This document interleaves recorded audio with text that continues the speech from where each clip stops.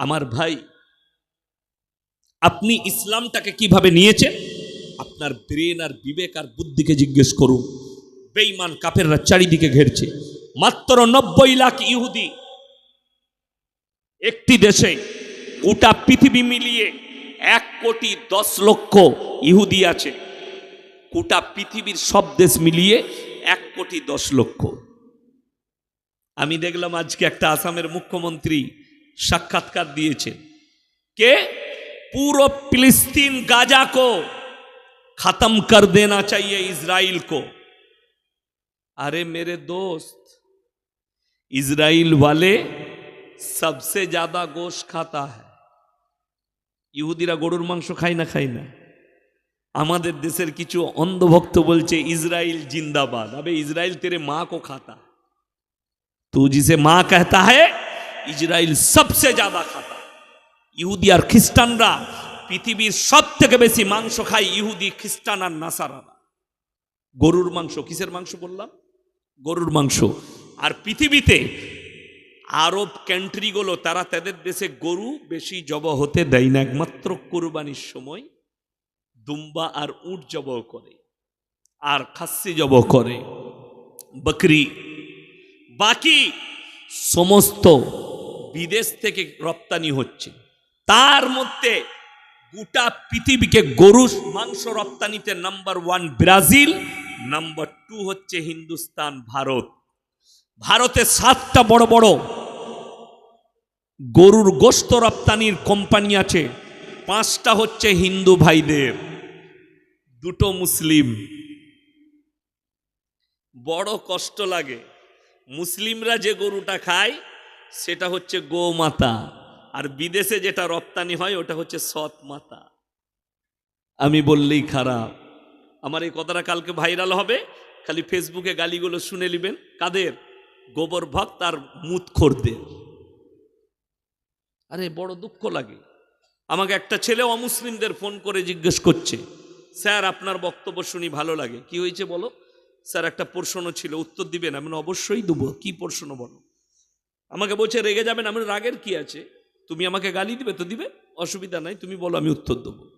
বলছে আচ্ছা স্যার, আপনাদের ধর্মে আপনারা মায়ের দুধ খান? আমি বললাম আমি তো নিজে মায়ের দুধ খেয়েছি। আমরা সকলে মায়ের দুধ খাই না? খাই না? খাই। তো কি হয়েছে?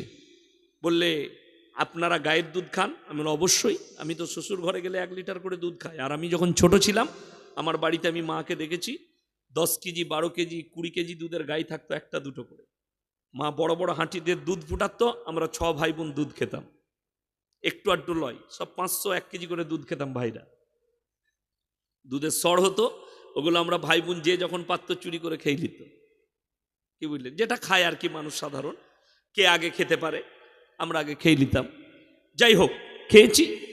সে আমাকে উত্তর করছে আপনারা গায়ের দুধ খান, গাইকে জবহ করে তার গোশতটাও খেয়ে নেন, মায়ের দুধ খান, মাকে কেন জবহ করে খান না? সেটা দারুণ বলেছে তো। সে মনে করেছে মৌলবীকে ফেরে ফেলালাম। আমি বললাম উত্তর আমি দেবো, তুমি আমার ইঞ্জেকশন নিতে পারবে? বলে কেন? আমি না, এমনি আমি গাল খাওয়া বক্তা, তুমি কেটে বেরোবে না তো? বলছে না না আপনি দেন না স্যার উত্তর।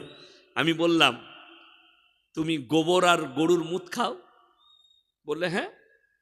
আমি বললাম তোমার মায়ের গুমুত খাও না কেন? কথাটা বুঝতে পেরেছেন না পারেননি? সে তখন মা বোন তুলে গাল দিয়ে ফোন কেটে পালালো। আমি বললাম দুঃখের বিষয়, আমি বলেছি তুমি আমার ইঞ্জেকশন নিতে পারবে না। তারপরে দেখলাম হোয়াটসঅ্যাপে গাদা গাল দিচ্ছে মা বোন তুলে, আমি ব্লক করে দিলাম তাকে। যে যাই হোক, দেখুন এটা কারোর ধর্মকে আঘাত নয়। যারা আমাদিকে বলছে এরা গোশখোর, তাদেরকে বলবো আল্লাহর কৃপা, আমরা দুধখোর আর গোশখোর, আল্লাহর কৃপায় মুতখোর আর গোবরখোর নন। সবাই বলুন না আলহামদুলিল্লাহ। গায়ের বাচ্চাও জানে তাকে মুত খাওয়া চলবে না, তাকে দুধটাই খেতে হবে। কি বুঝলেন? এমনি নবীজিকে গালি দিচ্ছে এই কারণে। আর আল্লাহ তাআলা কোরআনে যতগুলো হালাল করেছে তোমরা ভক্ষণ করো। বোম্বেতে একজন গুজরাটি ব্যক্তি, আমি তার অফিসে গেছি, অমুসলিম ভাই, আমাকে বললে मौलवी साहब एक सवाल करो। मैंने जरूर कीजिए। बोले भाई आप लोग जान मार के खाते हैं, मुर्गी खाते हैं, खस्सी खाते हैं, गाय खाते हैं, ये तो जान मार के खाना, ये तो बिल्कुल गलत है, आपका कोई जान ले ले। अमनु आप क्या खाते हैं? बोले कि मैं तो सिर्फ वेजिटेबल, शाकाहारी, सिर्फ सब्जी खाता हूं। আমি বললাম आप स्कूल में गए? बोले जी। हम कहां तक? बोले मैंने तो एमए किया है। माशाल्लाह एमए किया है। আমাকে বললে आप? আমি বললাম मैं तो 8-9 तक हूं, बस 8वीं तक पढ़ा हूं। बोले अच्छा। আমি বললাম आपने ये नहीं पढ़ा कि दरख्त के अंदर भी जान होती है। গাছের মধ্যে প্রাণ আছে না নাই? যারা বিজ্ঞানের স্টুডেন্ট আছেন, মাস্টার আছেন, তারা জানেন গাছের মধ্যে প্রাণ আছে। हम लोग फिर आप सब्जी कैसे खाएंगे? उसको भी तो तोड़ के खाना, उसको आप तकलीफ दे रहे, सिर्फ पानी पी के रहो। हम लोग आपके पंडित जो है उससे आप जवाब लेके आइएगा। हम अगले साल फिर आएंगे इंशाल्लाह आपसे मुलाकात करने, आप हमको जवाब दे दीजिए। दरख्त का भी जान होती है, फिर तुम दरख्त को तोड़कर कैसे खाते? उसको भी तकलीफ होती होगी। लेकिन ये मसला नहीं है। अल्लाह तबारक तआला ने जितने भी नेमत दी है सारे इंसानों के लिए दिया है। और मुसलमान কোরআনে আল্লাহ যেগুলো হালাল দিয়েছে, হালাল করেছেন, সেগুলো তোমরা নির্দ্বিধায় ভক্ষণ করো। জোরে বলুন সুবহানাল্লাহ। আল্লাহ যেগুলো হালাল করেছে আপনি খান, কোনো অসুবিধা নাই, দ্বিধাবোধ নেই।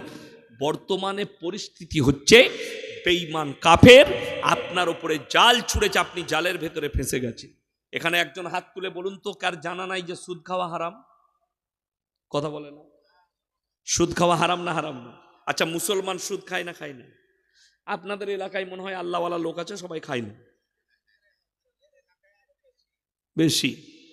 দেখুন কোরআনে আছে ওয়াহাল্লাল্লাহুল বাইয়া ওয়া হাররামার রিবা, তোমাদের জন্য সুদকে হারাম করেছি, ব্যবসাকে হালাল করেছি। এই সুদ হারাম মুসলমান জানার পরে যারা সুদ খায় তারা কোরআনের বিরুদ্ধে সংগ্রাম করলো না করলো না? আল্লাহর বিরুদ্ধে আচরণ করলো না করলো না? কিন্তু দুঃখের বিষয় কি জানেন? আমাদের দেশে মদ খেয়ে মসজিদে ঢোকা যাবে না, গাঁজা খেয়ে ঢোকা যাবে না, কিন্তু সুদখোর আতর লাগিয়ে জুম্মার দিনে ফাঁস কাতারে বসতে পায়।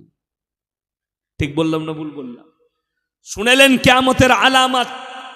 আপনার বাজারে হরিহরপাড়া বাজারে 10 টাকা চুরি করেছে গরিবের ছেলে, খেতে পাই না, পেটের জ্বালাই 10 টাকা চুরি করেছে, তাকে গাছে বেঁধে চোর বলে পিটাচ্ছে। ঠিক বললাম না ভুল বললাম? চুরি করেছে, সে পেটের জন্য একটা এতিম, একটা মিসকিন পেটের জন্য চুরি করেছে, তাকে গাছে বেঁধে চোর বলে পিটাচ্ছে, তাকে লিগে থানার লকআপে ভরেছে, আর কওমের হাজার হাজার কোটি কোটি টাকা লুট করেছে, তাকে আপনি স্টেজে দেখে সম্মানী ব্যক্তি বলে মালা পরাচ্ছেন। এটা কিয়ামতের আলামত, এটা কিয়ামতের আলামত। আমি আর বেশি যাব না, কেন? সমঝদারোं के लिए ইশারা কাফি है। যারা জ্ঞানী হবে তাদের জন্য আমার ইশারাটাই কাফি। আমি কি বলতে চাইলাম আর কাকে বলতে চাইলাম মাথায় রাখবেন। আল্লাহর কসম খেয়ে বলে যাচ্ছি, যে 1 টাকা চুরি করেছে সেও চোর, যে 1 কোটি টাকা চুরি করেছে সেও চোর, দুটোই পাপ। আজকে মুসলমান কোরআনের সাথে সম্পর্ক না থাকার কারণে, আপনার বাড়িতে মানে কোরআন থাকলে, আপনার বাড়িতে দিন থাকলে আপনি এটা জানতেন সুদ খাওয়া হারাম। রুজির মালিক সকলে বলুন কে? আরো জোরে বলুন কে? যদি রুজির মালিক আল্লাহ হয়, আপনি সুদের উপরে ভরসা করেছেন? যদি বলেন খেতে কি করে পাবো, শুনেলেন টাকা থাকলে খেতে পাওয়া যায় তো, নাকি? কথা বলে না? যার টাকা বেশি সে ভালো মন্দ খাই বেশি। হ্যাঁ, যদি এটা কারো মনে থাকে যে না টাকা আছে বলেই সুখ আছে, তাকে বলবো কলকাতায় সকালে চলে যাও, প্রেসিডেন্টই জেলে গিয়ে পার্থবাবুকে জিজ্ঞেস করা, শুন স্যার টাকায় কত সুখ। তিনার গার্লফ্রেন্ডের ঘর থেকে 250 কোটি টাকা বেরিয়েছে, কিন্তু জেলেতে ডাল আর ভাত খেতে হচ্ছে পুরা রুটি। তার নাম আল্লাহ। মেটার করছে ভালো খাবার নয়, হালাল রুজি। আর নবীজি সাল্লাল্লাহু আলাইহি সাল্লামের হাদিস, যারা 5 ওয়াক্তের নামাজি হবে আল্লাহ মৃত্যুকাল পর্যন্ত তাদেরকে হালাল রুজি দিবেন এবং রুজিতে কোনোদিন খাবারে অভাব হবে না। জোরে বলুন সুবহানাল্লাহ। আল্লাহ রসুলের হাদিস, আল্লাহর রাস্তায় দিনের পথে যারা থাকবে তাদেরকে আল্লাহ মৃত্যুকাল পর্যন্ত ইজ্জতের রুজি দান করবেন। জোরে বলুন সুবহানাল্লাহ। আপনি মৃত্যুকাল পর্যন্ত, এটা রসুলের হাদিস। আমাদের মৌলবীদের কাছে টাকা না, আমরা করোড় টাকার মালিক নয়, কোটি টাকার মালিক নয়। আমাদের সমাজে সব থেকে কম বেতন ইমামদের। ঠিক বললাম না ভুল বললাম? ইমামের। সব থেকে ভালো খাবার কার? ইমামদের। আমরা যেটা চাই না সেটাও চলে আসে। আমি মাসখানেক আগে গুজরাট গিয়েছিলাম সফরে। একজন বড় লোকের বাড়িতে দাওয়াত ছিল, তো সে রাতের বেলায় বললো, হুজুর একটা দামি হোটেল আছে, নিয়ে যাবো। আমি যেখানে পড়াশোনা করেছি কাফলেতা, তার আশেপাশে সিগ্রিন হোটেল, চলো। হোটেলে গিয়ে আমাকে কার্ডটা ধরিয়ে দিলে, হুজুর খাবারের অর্ডার করুন। দুধ, আমরা কি খাবার জানি? আল্লাহ আমাদের তকদিরে লিখেছে লোকের ঘরে খাবি, তুমি বলবে আমি খাবো। খাবার হালাল হতো। বললে মালাই টেক্কা কাবাব। আমি বলি সেটা আবার কেমন বে, আমরা মৌলবীরা জানি না। তারপরে দেখছি এরকম একটা কাঁচের গ্লাস, তার ভেতরে তন্দুরি করা আছে, রানটা মালাই দিয়ে ভরা আছে। খেলাম। হুজুর কি আইসক্রিম খাবেন? আমি বললাম ফেমাস কি আছে লাও। বললে ফালুদা বিখ্যাত, নিয়ে এসো। খেয়ে নিলাম। 5,000 না 7,000 টাকা বিল হলো। আল্লাহকে বললাম, আল্লাহ ইজ্জতের রুজি দেনেওয়ালা তুমি। আমাদের মৌলবীদের ক্ষমতা নাই, আল্লাহ রুজি মেপে দেয়, দস্তরখানে খাবার পৌঁছে দেয়। এইটাই হচ্ছে ইজ্জতের রুজি। আপনার বাড়িতে এশার নামাজ পড়ে আপনি আলু বিক্রি করেছেন আপনার হাটে, কিন্তু সন্ধ্যাবেলায় এশার নামাজ পড়েছেন, বিবি দস্তরখানে খাবার রেডি করেছে, স্বামী স্ত্রী একটা দস্তরখানে বসে একটা বাটিতে তরকারি, ও বিবি একবার হাত দিচ্ছে, আপনি একবার, আর সারা রাত ফজর পর্যন্ত বিবির গলায় হাত রেখে ঘুমিয়েছেন। আল্লাহর কসম করে বলছি, তোমার থেকে সুখী আর কেউ হতে পারে। আর যদি বলেন সুখ দেখব, কলকাতায় চলে যান, কোটি কোটি টাকার মালিক, বোম্বেতে যান। রাত 2টোর সময় মদ খেয়ে ঘর ঢুকেছে, বউ ঘর ঢুকিয়ে দেখছে মাতাল, মদ খেয়ে দেখছে বউ কুকুরের সাথে শুয়ে আছে। ই হারামখোর প্যান্ট খুলে দিয়ে আন্ডার প্যান্ট পরে খালি গায়ে সোফার উপরে শুয়ে আছে। টাকার কি দাম যে বইয়ের পাশে শুতে পারে না, যার বউ কুকুরের সাথে শোয়, যে সোফাতে মদ খেয়েছো। আর আপনার কাছে সম্পদ নেই, আপনি সারা রাত বিবির গলায় হাত রেখে হালাল খাবার খেয়ে ঘুমিয়েছেন। আল্লাহর কসম, আপনার যদি মৃত্যু চলে আসে, আপনার কবর আসান হবে, পরকাল আসান হবে। দুনিয়াতে মেটার টাকা সম্পদ নয়। ওই জন্য কোরআনে আল্লাহ তাআলা মুসলমান দিকে অর্ডার করেছে, মুমিন দিকে, ওমাল হায়াতুদ দুনিয়া ইল্লা মাতাউল গুরুর। এই দুনিয়া তোমাদের জন্য সম্পূর্ণ ধোঁকা, তুমি ধোঁকায় পড়ে আছো। যারা পশ্চিমী দুনিয়াকে ফলো করতে চাইছেন, তারা মাথায় রাখবেন, তারা বিপদগামী হয়ে আছে। আজকে আপনি দেখুন, আমাদের মতো মৌলবীদিকে বলছে এরা এরকম পোশাক পরছে, এরা মডেলিং লয়, আগেকার লোক, তাই না? আগেকার মানুষ। বুখারী শরীফের হাদিস, যে যুবকরা আছেন তারা শুনবেন, যুবক দিকে এই হাদিসটা বলছি প্রথমে। যারা প্যান্ট পরে আছেন, জিন্সের প্যান্ট যারা পড়ে আছেন, দেখুন বেঈমান কাফেরদের মিশনটা তারা কতটা কামিয়াব হয়েছে, ইহুদি নাসারারা কতটা জাল ছুঁড়ে কামিয়াব হয়েছে। আল্লাহ রসুলের হাদিস তারা কি পড়ে না? তারা স্টাডি করে, যেগুলো ইসলামের পক্ষে আছে তার বিপক্ষ কাজ করো, এদের ইমানকে ধ্বংস করো।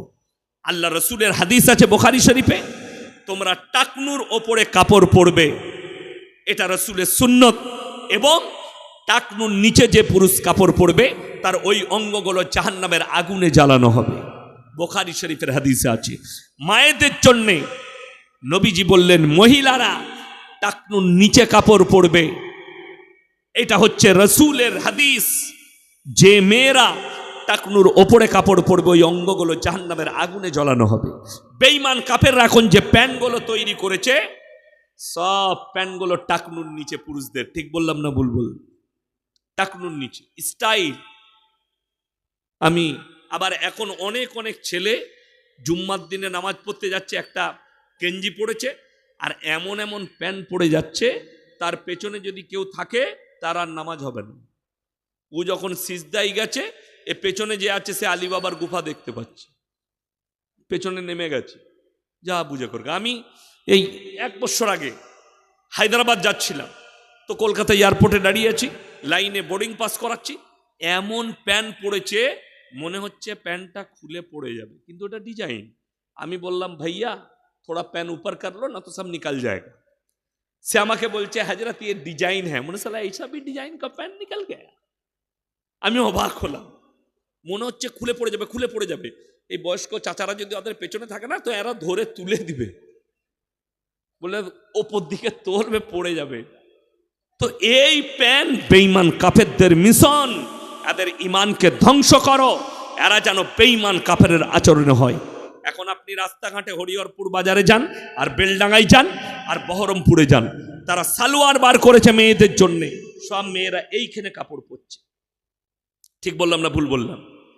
আর কিছু কিছু মেয়ে আছে পায়ে আবার কার বানছে, কান, কালো কার। এটা কেন বেঁধেছিস? বলে লজল লাগবে না।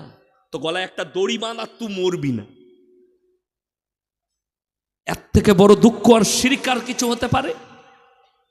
পায়ে দড়ি বেঁধেছে।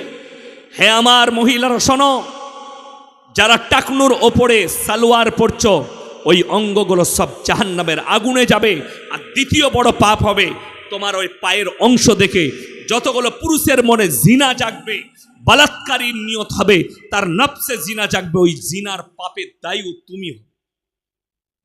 ওই জন্য ইসলাম একটা বড় চ্যাপ্টার দিয়েছে, ওয়াদরিব খুমুরিহিন্না আলা জুনুবিহিন। নারী, তুমি নিজেকে ঢেকে নাও, পর্দা পুশিদার মধ্যে এসো, তোমরা কোনোদিন ধর্ষিত হবে না, লাঞ্ছিত হবে না। চলুন।